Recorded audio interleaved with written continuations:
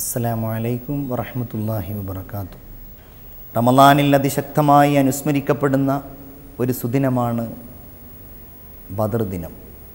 അള്ളാഹുവിൻ്റെ ദീൻ ഈ ലോകത്ത് നിലനിൽക്കുവാൻ കാരണമായ പരിശുദ്ധമായ സംഘട്ടനമായിരുന്നു, വിശുദ്ധ യുദ്ധമായിരുന്നു ബദർ. ബദർ എന്നത് മക്കയുടെയും മദീനയുടെയും ഇടയിലുള്ള ഒരു പ്രദേശത്തിൻ്റെ നാമമായിട്ടാണ് അറിയപ്പെടുന്നത്.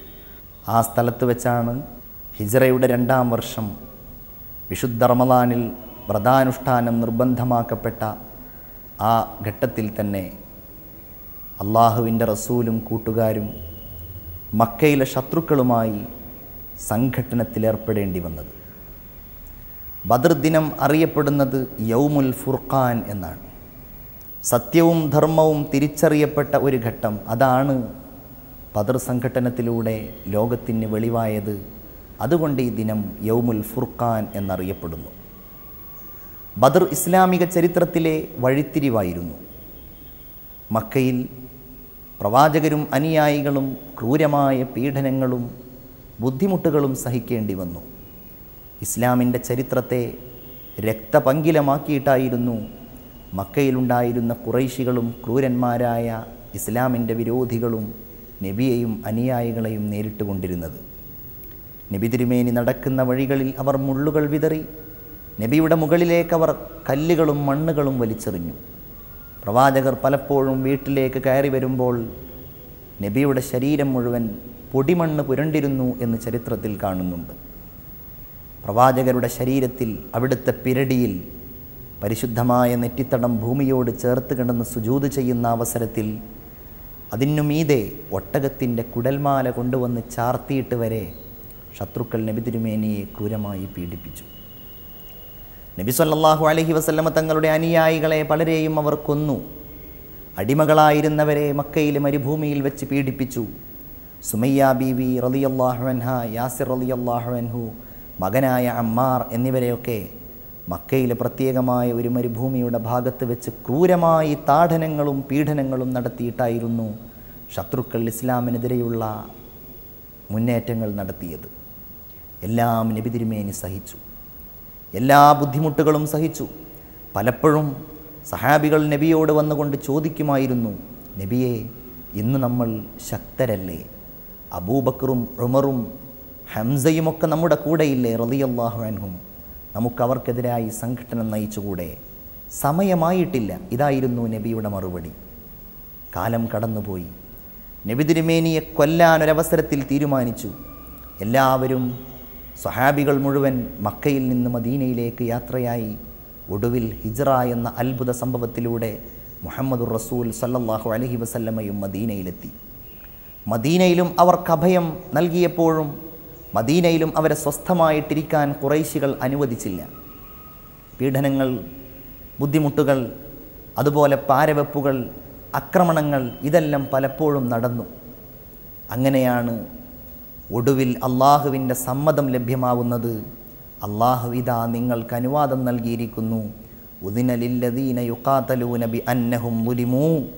ആക്രമിക്കപ്പെട്ടവരായിരുന്നു എന്നത് കാരണത്താൽ തിരിച്ചാക്രമിക്കാനിതാ സമ്മതം നൽകുന്നു. അള്ളാഹു എല്ലാം അറിയുന്നവനും അവരെ സഹായിക്കുവാൻ കഴിയുന്നവനുമാണ്. ഈ വചനങ്ങൾ അള്ളാഹു തആല അവതരിപ്പിച്ചതോടുകൂടെ ഒരു യുദ്ധം ആസന്നമായാൽ ആ യുദ്ധത്തിൽ പങ്കെടുക്കാം എന്നുള്ള ഒരു ബോധം മുസ്ലിം സമൂഹത്തെ സംബന്ധിച്ചിടത്തോളം ആ കാലഘട്ടത്തിൽ ഉണ്ടായി. സത്യത്തിൽ ഇവിടെ നാം തിരിച്ചറിയേണ്ട ഒരു കാര്യം, അള്ളാഹു തമ്പുരാന് ഒരു യുദ്ധമില്ലാതെ തന്നെ മുസ്ലിങ്ങളെ വിജയിപ്പിക്കുവാൻ കഴിയും. അവനിൽ വിശ്വസിച്ച ആളുകൾക്ക് ഉന്നതി നൽകുവാൻ കഴിയും. പിന്നെ അള്ളാഹു തആല എന്തിനാണ് ഒരു യുദ്ധം നൽകുന്നത്? അത് പരീക്ഷണമാണ്. എനിക്ക് വേണ്ടി നിങ്ങൾ എത്ര ത്യാഗം സഹിക്കാൻ തയ്യാറാകും? നിങ്ങൾ ജീവൻ വെടിയാൻ തയ്യാറാകുമോ? നിങ്ങൾ സംഘട്ടനത്തിൽ ഏർപ്പെടാൻ തയ്യാറാകുമോ?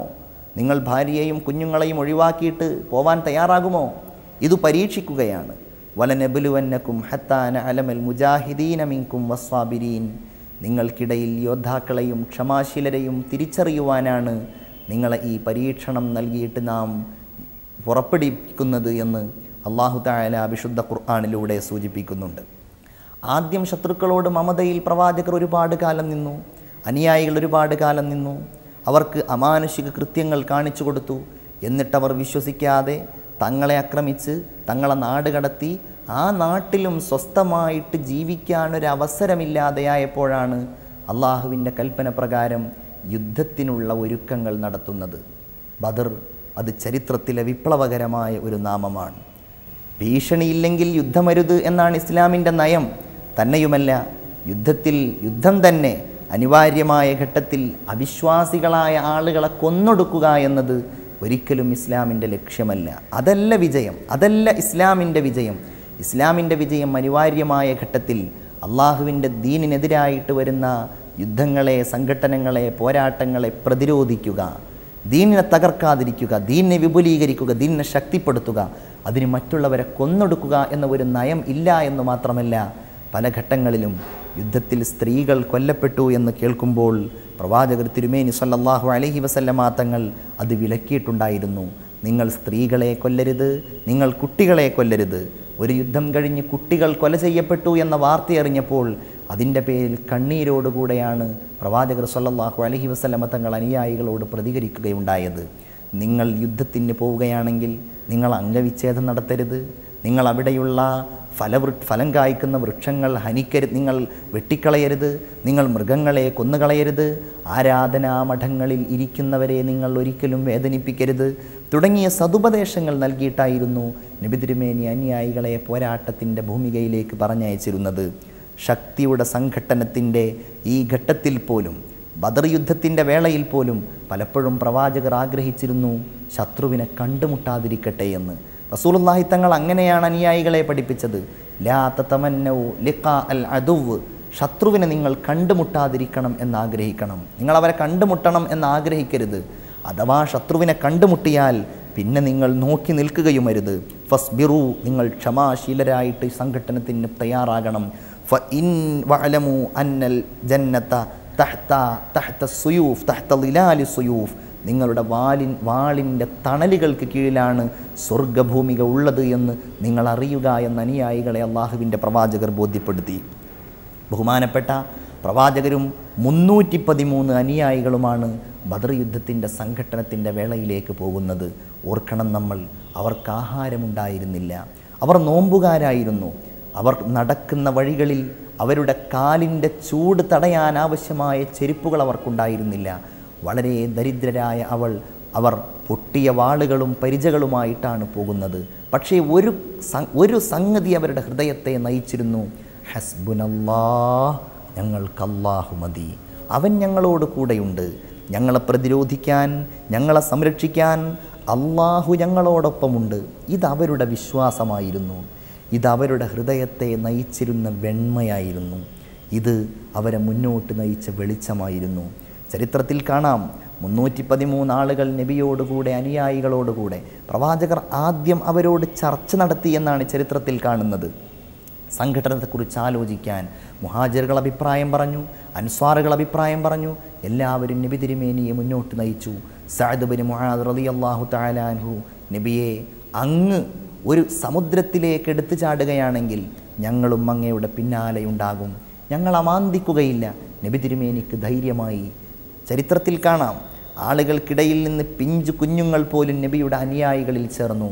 313 ആളുകൾക്കിടയിൽ ഒരാളായിട്ടുണ്ടായിരുന്നു ബഹുമാനപ്പെട്ട സഅദ് ബിൻ അബി വക്കാസിൻ്റെ സഹോദരൻ ഉമൈർ ബിൻ അബി വക്കാസ് എന്ന് പറയുന്ന കുട്ടി. 17 വയസ്സായിരുന്നു പ്രായം. നബിയോടുകൂടെ പോകുന്ന സമയത്ത് കാലിൻ്റെ വിരലുകളിൽ ഈ ചെറുപ്പക്കാരൻ നടക്കുകയാണ്. ആളുകൾ ചോദിച്ചപ്പോൾ പറഞ്ഞു, ഞാനൊരു ചെറിയ കുട്ടിയാണെന്ന് കണ്ടാൽ എന്നെ യുദ്ധത്തിന് പോവാൻ പ്രവാചകർ അനുവദിക്കുകയില്ല, അതുകൊണ്ടാണ് ഞാൻ ഇങ്ങനെ പോകുന്നത്. പ്രവാചകർ തിരുമേനി കുട്ടിയെ കണ്ടു, വിളിച്ചു, മോനെ, യുദ്ധം ചെറിയ കുട്ടികളുടെ കളിയല്ല, അതുകൊണ്ട് നീ തിരിച്ചു പോകണം. ഇല്ല നബിയെ, എനിക്ക് വലിയ ആഗ്രഹമുണ്ട്. ഫബക്കാ ഉമൈറുൻ, ഉമൈർ ബിൻ അബി വക്കാസ് കരഞ്ഞുപോയി.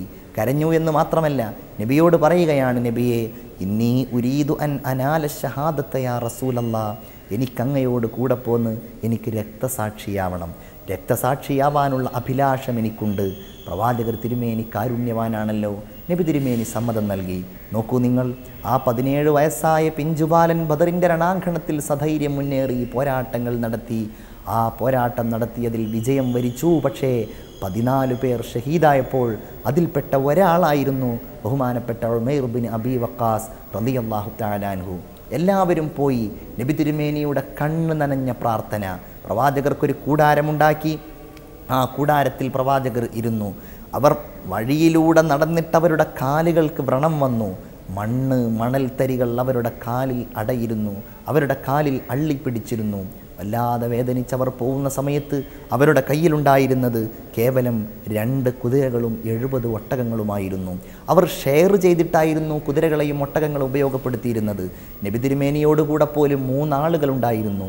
പലപ്പോഴും പ്രവാചകരോട് അനുയായികൾ പറഞ്ഞു, നബിയെ അങ്ങ് കുതിരപ്പുറത്ത് സഞ്ചരിക്കൂ, ഞങ്ങൾ നടന്നുകൊള്ളാം. നബി തിരുമേനി സല്ലല്ലാഹു അലൈഹി വസല്ലം പറഞ്ഞു, വേണ്ട, വലാ അനബി അഗ്നാ അൻക മിനൽ അജ്രി മിൻകുമാ, നിങ്ങളെപ്പോലെ എനിക്കും അതിൻ്റെ പ്രതിഫലം ലഭ്യമാവണമെന്നാഗ്രഹമുണ്ട് എന്ന് പറഞ്ഞ് മുത്ത് നബി ബദറിലേക്ക് നടന്നിട്ടാണ് ഒരുപാട് സമയം സഞ്ചരിച്ചത്. ഒരു കൂടാരമുണ്ടാക്കി. ആ കൂടാരത്തിൻ്റെ മുകൾമ്പിൽ അബൂബക്കർ റളിയല്ലാഹു തആല അൻഹു ആയിരുന്നു ഉണ്ടായിരുന്നത്. പ്രവാചകർ ദുആ ചെയ്യാൻ തുടങ്ങി. ദുആ ചെയ്തവിടുത്തെ താടിരോമങ്ങൾ നിറഞ്ഞു. അവിടുന്ന് 2 കരങ്ങളും ആകാശത്തേക്ക് ഉയർത്തി. അവിടുത്തെ മുഖം ഇങ്ങനെ ഉയർത്തി ഉയർത്തി അവിടുത്തെ തലയിൽ ധരിച്ചിരുന്ന തട്ടം പലപ്പോഴും ഇങ്ങനെ ഊർന്നൂർന്നു വീണു. അല്ലാഹുവേ, ഈ സംഘത്തെ നീ പരാജയപ്പെടുത്തല്ലേ. ഈ സംഘത്തെ നീ പരാജയപ്പെടുത്തിയാൽ പിന്നെ നിന്നെ ആരാധിക്കാൻ ഈ ലോകത്താളുണ്ടാവില്ല. അതുകൊണ്ട് ഈ സംഘത്തെ നീ പരാജയപ്പെടുത്തല്ലേ. ദുആ ഇങ്ങനെ അതിൻ്റെ ഉന്നതിയിലേക്ക് പോകുന്ന സമയത്ത് അബൂബക്കർ റളിയല്ലാഹു അൻഹു ഒരവസരത്തിൽ നബിയോട് വന്ന് പറഞ്ഞു, നബിയെ, അള്ളാഹു തീർച്ചയായും താങ്കളുടെ ദുആ സ്വീകരിക്കും. ഇനി ദുആ സ്വീകരിച്ചിട്ടില്ല എങ്കിൽ എപ്പോഴാണ് നബിയെ അള്ളാഹു ഇത് സ്വീകരിക്കുക എന്ന് അബൂബക്കർ റളിയല്ലാഹു തആല അൻഹു നബിയോട് പറയുകയുണ്ടായി. യുദ്ധം തുടങ്ങി. പ്രവാചകർ സല്ലല്ലാഹു അലൈഹി വസല്ലമ തങ്ങളും അനുയായികളും അതിശക്തമായ പോരാട്ടം നടത്തി. 3 ആളുകൾ പ്രധാനമായിട്ടും പ്രഥമ സംഘട്ടനത്തിന് വേണ്ടി ഇറങ്ങി. ഉത്ബത്തും ഷൈബത്തും വലീദും. ഞങ്ങളോട് പോരാടാൻ ആരെങ്കിലുമുണ്ടോ? 313 ആളുകളിൽ നിന്ന് അൻസ്വാറുകളായ മദീന നിവാസികളായിരുന്ന 3 സ്വഹാബികൾ രംഗത്ത് വന്നു. ഞങ്ങൾ നിങ്ങളെയല്ല ആവശ്യപ്പെടുന്നത്, ഞങ്ങൾക്കിടയിലുണ്ടായിരുന്ന ചില ആളുകളുണ്ടായിരുന്നുവല്ലോ, അവരെയാണ് ഞങ്ങൾക്ക് വേണ്ടത്. 3 പേരുടെയും വെല്ലുവിളിക്കുത്തരം നൽകി അലി എന്ന ധീരനും ഹംസ എന്ന വീരാളിയും പ്രിയങ്കരനായ മരുമകൻ കൂടിയായിരുന്ന അലി ഇബ്നു അബി ത്വാലിബ്. 3 പേരും ഉത്ബത്തിനെയും ഷൈബത്തിനെയും വലീദിനെയും നേരിടാൻ പോവുകയാണ്. ദ്വന്ദ്വയുദ്ധം നടക്കുകയാണ്. ആ യുദ്ധത്തിൽ അവർ പരാജയപ്പെടുകയാണ്. അതോടുകൂടെ യുദ്ധം തുടങ്ങി. അതിശക്തമായ പോരാട്ടം. എല്ലാവരും സംഘട്ടനത്തിലാണ്. എല്ലാവരും കൊടുമ്പിരിക്കൊള്ളുന്ന യുദ്ധത്തിലാണ്. ഹംസ റളിയല്ലാഹു അൻഹുവിൻ്റെ ധൈര്യം, റസൂലുള്ളാഹി സ്വല്ലല്ലാഹു അലൈഹി വസല്ലമ തങ്ങളുടെ പ്രോത്സാഹനം എല്ലാം കൂടിയായപ്പോൾ എല്ലാവരും സംഘട്ടനത്തിൻ്റെ ഉന്നതിയിലേക്ക് കുതിച്ചു കയറി. ഈമാൻ എന്ന ശക്തമായ ആയുധവുമായി അധർമ്മത്തിനെതിരെ, അസത്യത്തിനെതിരെ, ഖുറൈശി കുഫാറുകൾക്കെതിരെ അവർ പോരാടുവാൻ തുടങ്ങി. ധീരന്മാരും അപ്രകാരം മക്കയിലുണ്ടായിരുന്ന പ്രശസ്തരും എല്ലാവരുമായിരുന്നു ഖുറൈശി പ്രമുഖരിൽ ഉണ്ടായിരുന്നത്. ഒരാൾക്കും വിജയിക്കുവാൻ കഴിഞ്ഞില്ല. 70 ആളുകളാണ് ആ പോരാട്ടത്തിൽ ആ പോരാട്ടത്തിൽ കൊല ചെയ്യപ്പെടുന്നത്. 70 പേരിൽ പ്രമുഖരുണ്ടായിരുന്നു. അബൂജഹൽ എന്ന നേതാവുണ്ടായിരുന്നു, ഉത്ബത്തുണ്ടായിരുന്നു, ഷൈബത്തുണ്ടായിരുന്നു, വലീദുണ്ടായിരുന്നു. അപ്രകാരം ഉമയ്യത്ത് ബിൻ ഖലഫ് ഉണ്ടായിരുന്നു. സ്വഹാബികൾ ഓരോരുത്തരും തങ്ങൾക്ക് നേരെ നടത്തിയ പീഡനങ്ങൾക്കും ക്രൂരമായ ബുദ്ധിമുട്ടുകൾക്കുമെതിരായി ശത്രുക്കൾക്കെതിരെ പോരാടാൻ തയ്യാറായപ്പോൾ അല്ലാഹു റബ്ബുൽ ഇസ്സത്ത് സത്യം വിജയിപ്പിച്ചു. ഓർക്കണം, നമ്മൾ അല്ലാഹു തആല സത്യം വിജയിപ്പിക്കാൻ വേണ്ടി അവൻ്റെ മാലാഖമാരെ ഭൂമിയിലേക്ക് പറഞ്ഞയച്ചു, ബദറിലേക്ക് പറഞ്ഞയച്ചു. ആ മാലാഖമാരുടെ സഹായത്തോടു കൂടിയാണ് അല്ലാഹു തആല ബദറിൽ വിജയം നൽകിയത്. അത് അല്ലാഹു റബ്ബുൽ ഇസ്സത്തിനെ വിശ്വസിച്ചതുകൊണ്ട്, അവനിൽ ഭരമേൽപ്പിച്ചതുകൊണ്ട് സത്യവിശ്വാസികൾക്ക് അല്ലാഹു തആല നടത്തിയ ഒരു വലിയ സമ്മാനം കൂടിയാണ്. 1000ഓളം വരുന്ന ശത്രുക്കളോട് 313 ആളുകൾ യുദ്ധം ചെയ്ത് വിജയിച്ച ചരിത്രത്തിലെ അപൂർവമായ നിമിഷത്തിന് ബദറിൻ്റെ മണ്ണ് സാക്ഷ്യം വഹിച്ചിരിക്കുകയാണ്.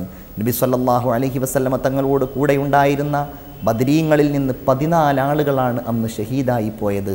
റമളാനിൽ നോമ്പ് നോറ്റ് പട്ടിണിപ്പാവങ്ങളായ 313 ആളുകൾ യുദ്ധം ചെയ്ത് വിജയിച്ച ഈ മഹാസംഭവം നമുക്ക് വലിയ പാഠമാണ്. വിശ്വാസത്തിൻ്റെ പാഠം, അള്ളാഹുവിൽ ഭരമേൽപ്പിക്കുന്നതിൻ്റെ പാഠം.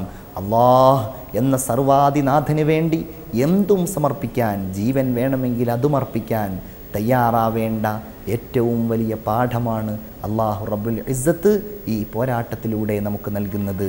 കം മിൻ ഫിഅത്തിൻ ഖലീലത്തിൻ ഗലബത് ഫിഅതൻ കസീറതൻ ബിഇദ്നില്ലാഹ് വല്ലാഹു മഅസ്സാബിരീൻ. എത്രയെത്ര ചെറിയ ചെറിയ സംഘങ്ങളാണ് വലിയ വലിയ സംഘങ്ങളെ അതിജയിച്ചിട്ടുള്ളത്. ആ വലിയ സംഘങ്ങളെ അതിജയിക്കുവാനുള്ള കാരണം വല്ലാഹു മഅസ്സാബിരീൻ, തീർച്ചയായും അള്ളാഹു ക്ഷമിക്കുന്നവരോട് കൂടെയാണ് എന്നാണ്. അൻസ്വാരികൾ ഒരു ഘട്ടത്തിൽ നബി തിരുമേനി സല്ലല്ലാഹു അലൈഹി വസല്ലമ തങ്ങളോട് പറയുകയുണ്ടായി, അള്ളാഹുവിൻ്റെ പ്രവാചകരെ, അങ്ങയോട് ഞങ്ങൾ ഒരിക്കലും അരുതേ എന്ന് പറയില്ല. മൂസാ നബി അലൈഹിസ്സലാമിനോട് അവിടുത്തെ അനുയായികൾ താങ്കളും താങ്കളുടെ ദൈവവും പോയി യുദ്ധം ചെയ്യുക എന്ന് പറഞ്ഞതുപോലെ ഒരിക്കലും ഞങ്ങൾ പറയില്ല നബിയെ, ഞങ്ങൾ അങ്ങയോട് കൂടെയുണ്ടാകും എന്ന് പറഞ്ഞ് പ്രോത്സാഹിപ്പിച്ച് നബിയോട് കൂടെ അണിയണിയായി വരിയായി നിന്നപ്പോൾ അല്ലാഹു റബ്ബുൽ ഇസ്സത്ത് ഈ ബദർ യുദ്ധത്തിൽ സത്യവിശ്വാസികൾക്ക് വിജയം നൽകുകയുണ്ടായി. ആ വിജയം എക്കാലവും വലിയ പാഠമാണ്. ദീനെന്ന് പറയുന്ന ഈ മനോഹരമായ പുഷ്പത്തെ, ഈ സുഗന്ധപൂരിതമായ ഈ പൂവിനെ നമ്മുടെ കയ്യിലേക്ക് എത്തിച്ചത് ബദർ എന്ന് പറയുന്ന ഉന്നതമായ ആ സംഘട്ടനമാണ്. അതിലെ പാഠങ്ങൾ നമ്മൾ ഉൾക്കൊള്ളുക. അള്ളാഹുവിൻ്റെ ശത്രുക്കൾക്ക് ഒരിക്കലും ഈ ലോകത്ത് നിലനിൽപ്പില്ല എന്ന് ലോകത്തോട് ഉച്ചസ്ഥിരം പ്രഖ്യാപിച്ച ഈ പോരാട്ടത്തിൽ നിന്ന് ഒരുപാട് പാഠങ്ങൾ ഉൾക്കൊള്ളുവാൻ നമുക്ക് സാധ്യമാവണം. റമളാനായിരുന്നു എന്ന് നമ്മൾ ഓർക്കുക, നോമ്പായിരുന്നു എന്ന് നമ്മൾ ഓർക്കുക. അതുതന്നെ മുൻപ് നോമ്പ് നോറ്റ് വലിയ പരിചയമില്ലാത്ത നോമ്പുകാരായിരുന്നു എന്ന് നമ്മൾ ഓർക്കുക. കൂടുതൽ വസ്ത്രങ്ങൾ ഉണ്ടായിരുന്നില്ല എന്ന് നമ്മൾ ഓർക്കുക. നോമ്പ് തുറക്കാൻ ഒരു കീറ് കാരക്കയും ഒരു ഗ്ലാസ് വെള്ളവുമേ അവർക്കുണ്ടായിരുന്നുള്ളൂ എന്ന് നമ്മൾ ഓർക്കുക. നോമ്പിന് അത്താഴം കഴിക്കാനും അവർക്ക് കാര്യമായിട്ടൊന്നും ഉണ്ടായിരുന്നില്ല എന്ന് നമ്മൾ ഓർക്കുക. ആ ഘട്ടത്തിൽ അള്ളാഹുവിൽ ഭരമേൽപ്പിച്ചവർ യുദ്ധം ചെയ്തതുകൊണ്ട് അള്ളാഹു തമ്പുരാൻ അവർക്ക് വലിയ വിജയം നൽകി. ഈ ദിവസങ്ങളിൽ, റമളാനിലെ ഈ ദിവസങ്ങളിൽ പ്രത്യേകിച്ച് ബദർ നന്നായിട്ട് അനുസ്മരിക്കപ്പെടാറുണ്ട്. നമ്മുടെയൊക്കെ നാടുകളിൽ അവരുടെ പേരിലുള്ള മൗലിദുകൾ, അവരുടെ പേരുകൾ പറഞ്ഞ് അവരുടെ അനുഗ്രഹങ്ങൾ തേടുന്ന ഒരു സമ്പ്രദായം കാലങ്ങളായിട്ടുണ്ട്. അതിനൊക്കെ വലിയ പുണ്യമാണ്. ബദരീങ്ങൾ എല്ലാവർക്കും കാവൽ നൽകുന്നവരാണ്, കാവലേകുന്നവരാണ്. അവരുടെ പേരിലുള്ള മര്യാദ, അവരുടെ പേരിലുള്ള ഉന്നതമായ മദ്ഹുകൾ, മൗലിദുകളൊക്കെ പാരായണം ചെയ്ത് നമ്മുടെ ദിവസങ്ങളെ ധന്യമാക്കുവാൻ നമുക്ക് സാധിക്കണം. വിശുദ്ധമായ റമളാനിൻ്റെ ഈ നന്മ നിറഞ്ഞ രാപ്പകലുകളിൽ ബദരീങ്ങളായ മഹാരഥന്മാരുടെ വഴികളെ സ്വീകരിക്കുവാനും അവരുടെ വഴികളിൽ നിന്നും രീതികളിൽ നിന്നും പാഠങ്ങൾ ഉൾക്കൊള്ളുവാനും സർവശക്തൻ നമ്മെ അതിനെ അനുഗ്രഹിക്കുമാറാവട്ടെ. വആഖിറു ദഅവാന അൽഹംദുലില്ലാഹി റബ്ബിൽ ആലമീൻ. അസ്സലാമു അലൈക്കും വറഹ്മത്തുള്ളാഹി. വൈവിധ്യങ്ങൾ നിറഞ്ഞ ഇത്തരം മതപ്രസംഗങ്ങൾ യൂട്യൂബിലൂടെ നിങ്ങൾക്ക് ലഭിക്കാൻ മ്യൂസിലാൻഡ് ഓഡിയോസിന്റെ ഇസ്ലാമിക് ചാനലായ മ്യൂസിലാൻഡ് ഇസ്ലാമിക് ചാനൽ സബ്സ്ക്രൈബ് ചെയ്യുക.